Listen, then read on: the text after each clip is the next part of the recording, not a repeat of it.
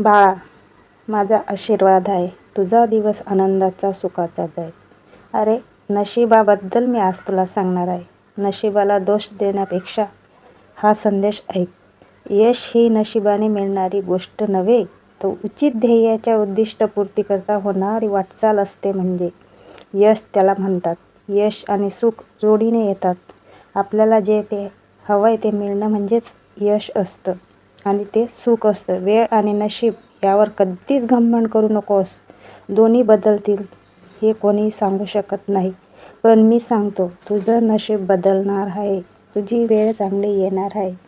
कर्मावर विश्वास ठेव आणि पुढे चालत राहा.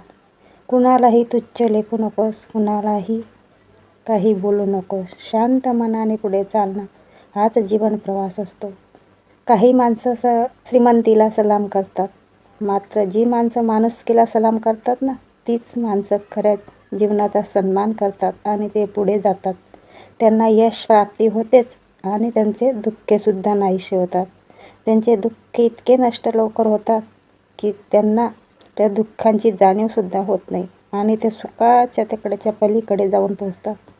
आपल्या जीवनात येणारे नाते संबंध चुकणाऱ्या व्यक्तीला आपण जर समजून घेतले, त्याला आरडाओरडा नाही केले, तर आपल्याला सुख आपल्या दारात उभं असलेलं असतं. ते म्हणतं, अरे मी आलो आहे, तू इतरांना समजून घेतोस ना. तर सुख म्हणतं, मी तुला समजून घेतलं आहे, मी तुझ्या घरात येणार आहे. जे नसेल ते तुला मिळेल. जे काही तुझ्या भाग्यात असेल ते नक्की मिळेल. आयुष्यात कधीच हा विचार करू नको की कोण कसा, कधी, कुठे, का बदलला. फक्त हे बघ, तुला कोण काय शिकवून गेला.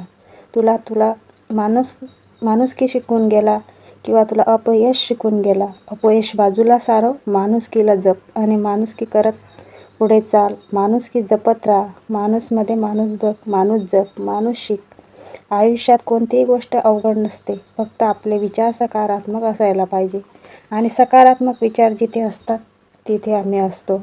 तू जर वारंवार मनात कुढत राहशील आणि भांडत राहशील मनाशी, तर मी तिथे राहणार नाही. तू कितीही सेवा करत असशील, मी तुला बघत असतो, पण तू कुढत असतो, तर तेव्हा माझं दुर्लक्ष असतं आणि तू मनोभावे एकाग्र मनाने माझी सेवा करत असतो, तेव्हा मात्र मी तुझी साथ देऊ शकतो. अरे, सुंदरता ही बोलण्यात, वागण्यात आणि विचारात असायला पाहिजे.